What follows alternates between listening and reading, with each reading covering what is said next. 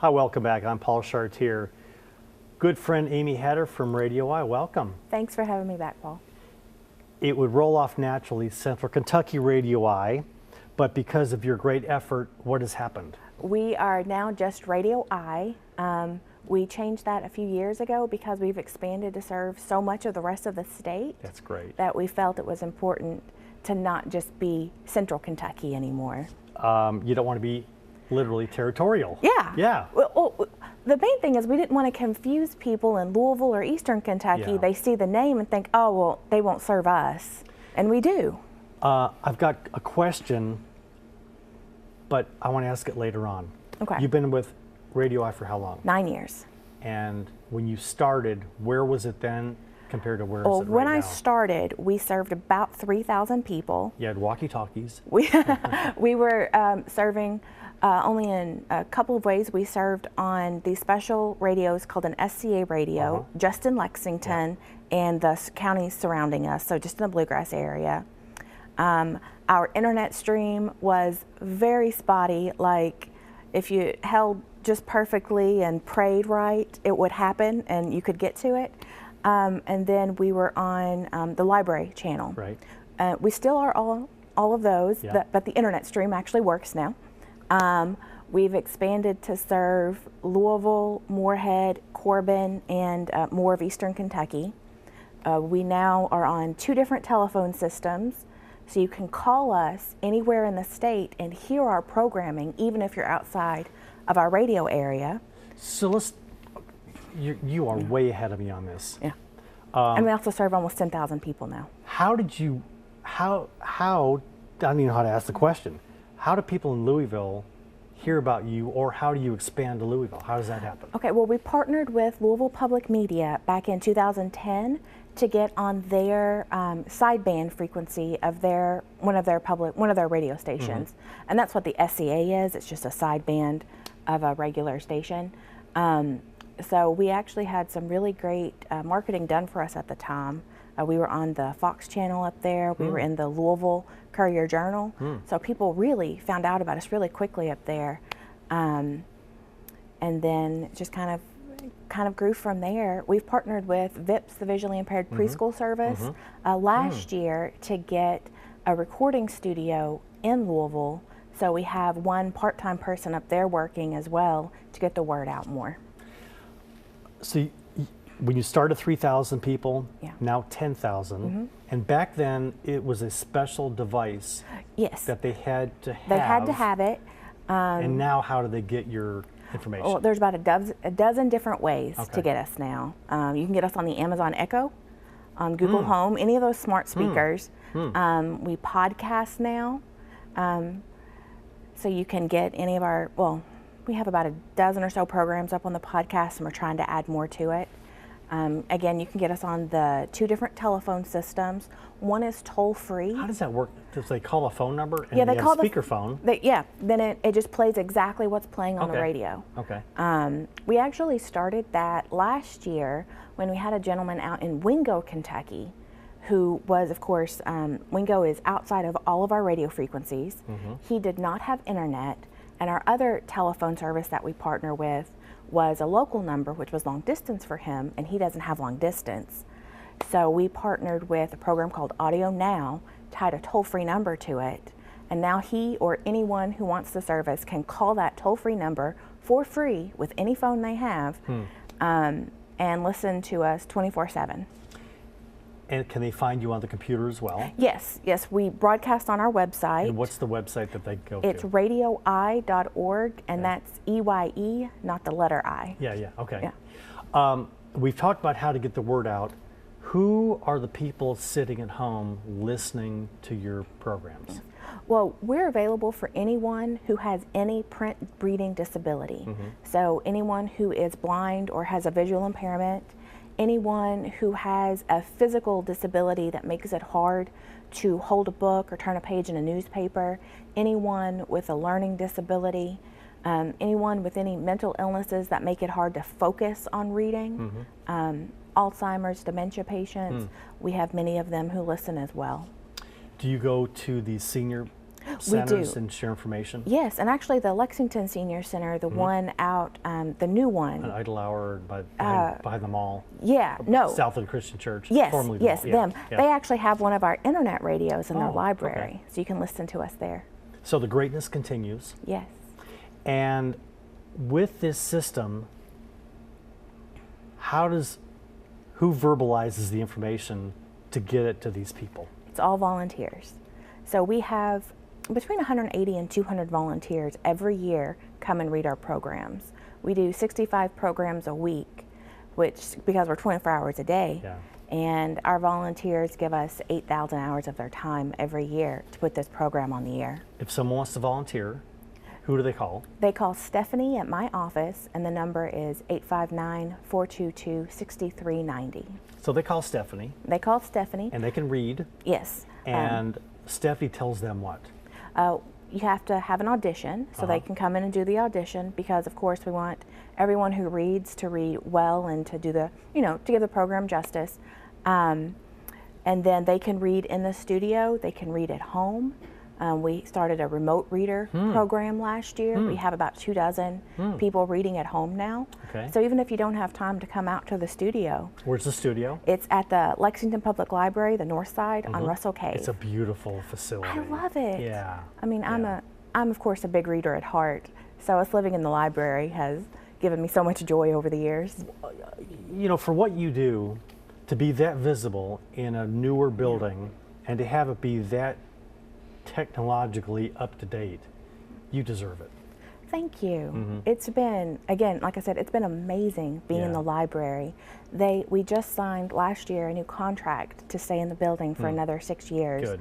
And we're so happy with the library, with Ann Hammond, the director, Yep. with all of their support. And it's been amazing. I don't remember how we did it before we got to be there. It's amazing. What you do is amazing. Thank you. So we've got amazing and amazing that makes even more amazing. Amazingly. It's just exploding. For people to volunteer, do they have a certain time slot? Do they have a certain subject matter? How do you make that work? We really kind of try to make it so that it's up to the volunteer. Most of our volunteers have a specific program that they come and read every week. For example, For example, we have some guy named Rob yeah, Reddick. Rob. Rob, usually when he comes in, he'll read the sports. Now, before he had his baby, little Teddy, Oh, I've who met had a Teddy. Radio Eye onesie Oh, before he yeah. outgrew Oh, it, so we had to get him cute. another one. It Yeah. was adorable. Yeah. He would come and read the Friday sports program. So that was the reading of the Herald and Courier sports pages. And I was going to ask, since you're that wide now, you want to cover, you don't want just Yeah, to be, we don't want to just do the Herald. We want to do both. Yeah. So he would come in every Friday morning and read that, and it would go out at 9:30 So when it's he not read live, it. it tapes? It's not live. It's Okay. recorded. Okay. And like our Thursday Herald Leader team, they've been reading together the Herald Leader for something like 6 years. Now, are they from the Herald Leader or they read No, the Herald they Leader? read the Herald Okay, Leader. okay. It's Alice, Shelley, and Mel. They come in, they read. They're good friends. Yep. And it's just like clockwork with how So all three together? all three together have been and reading. How do they divvy up who reads what? So what we do is we kind of do it round robin style. So it's one person's reading, the other two are pre-reading, and then they just kind of go around the table for Okay. the hour. And what do they cover? They cover the front page, anything in the neighborhoods and city section. We always read the obituaries. That's Yeah, very yeah, important. yep. We read the opinions page.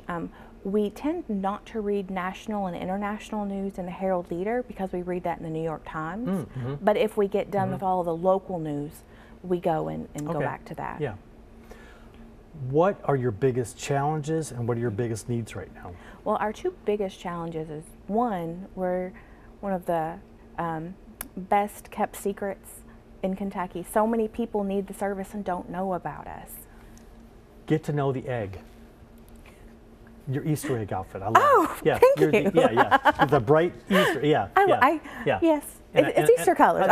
Listen, I'm for it. Okay. As I sit here in dark colors. So It's get just to a know little the bit egg. of brightness. But I want this to help you spread the word. Yeah. So take this link, get it out. What else can you do to get the word out? Yeah. Our second biggest hurdle is really just funding. We've grown so much in the past 5 or 6 years, and the funding really hasn't kept up with it. All of our funding comes from grants and individual donations. We're not a line item in anybody's budget, and it's hard to keep up with that while still making sure that we give our listeners the quality of the programming they deserve. I don't know the buying power of your listeners. Well, $25 can serve one listener for a full year. So you've got how many listeners? 10,000? About 10,000, yeah. Do you have people that can adopt a listener? Yeah, we can do that. How about that? Yeah. Let's start adopting listeners. You need 10,000 at least. Well, at most 10,000 donors. If someone wants to come in with a big check, they could, and that way could you put a face to their donation? We could for most of them, not all 10,000, because some of our listeners are in hospitals, and of course we don't know who they are after they left. So when you say hospitals, we haven't talked about that yet. Yes, that's one Talk of the about that. ways that we broadcast. We broadcast on the in-house channel of the TV stations of about 6 different hospitals. Here, mostly in town? Mostly in Lexington, a couple in Louisville, one in Pikeville, one in Moorhead. We broadcast in UK in Good Sam, and I believe we're still in, it's not Central Baptist anymore, Baptist Health. Okay. So it would seem that the hospitals would be grateful for services that you're providing to their patients, but we'll see about that. Yeah. It's something, we're working on it. Who else is on your list of prospects to call to say, will you please help us? Actually, funeral homes, because the obituaries are it's one of the most popular things we read. Yeah. That's one of the big ones. Make a plea right now for volunteers. Why should they come in and volunteer? You're helping so many people if you come and volunteer and read for us. It's fun. You learn while you're doing it. So many of our volunteers read the newspaper on their own anyway. So if you're already doing that, if you're already reading, if you're already a lover of reading and news and books, come do it for us and help people out while you're doing it. And they could do it at their home. And you can do it at your home if they wanted to. Yeah. What are the shift hours? Well, we're open 7:30 to 3:30 Monday through Friday, and very limited hours on the weekends. So if someone volunteers half an hour shift, an hour, how does that work? Well, usually for a half an hour program, it takes about an hour to read. Although I have some volunteers who can read a 30-minute program in 35 minutes and have it sound gold. Okay. So you do a little bit of editing, that type of thing. Yeah, we do a little bit of editing, usually just taking out silences or coughs if they tell us about that, or raising volumes. What gaps do you have right now in your readers? In our readers, usually the sports. The grocery ads are always kind of hard to fill. They're a little harder to read because it's not just a straight article. You have to get a pattern going, have to make it sound interesting. I used to have a reader who read the grocery show, which is the reading of Kroger, Meyer, and Lucky's ads. Those are the stores our listeners asked us to read. She would make out her list as she was Isn't that doing amazing? it. Yeah. If you could do it by aisle, and that way people could get accustomed. I'm sure you hear from some of your listeners. Yes. We have 2 minutes. Give us a story or two. All right, well, let me tell you about my grandfather. Okay. My grandfather is 83. His vision's failing, his hearing's failing. He lives in Casey County, which is just on the edge of our radio broadcast. He's been listening for 3 or 4 years now. Loves it. Every time I talk to him, there's something new he's heard that he wants to talk to me about. A couple of months ago, we read in our history program something about the Titanic, which he so much enjoyed hearing. All these new things he didn't know about the Titanic that I didn't know about, that now I know because we talked about it. He just tells me every time I see him how much it's helped him. Living alone, not being able to get out as much anymore, not being able to read anymore. Well, he's been reading the paper every day since he was a child. A little antiseptic to walk. I'm visiting Rob walking into the library, sitting down, not seeing human beings, but the 10,000 people that hear him, he's got to feel that energy, and so do they. Yeah. Give your phone number and website one more time. 859-422-6390 and radioi.org. Thank you. Happy New Year, Amy. Thanks, Paul. You want to do something valuable with your time? Give Amy a call and they'll do something great with your time. Happy New Year. Get involved. You make this a better community. I'm Paul Chartier. You're watching Heart of Gold.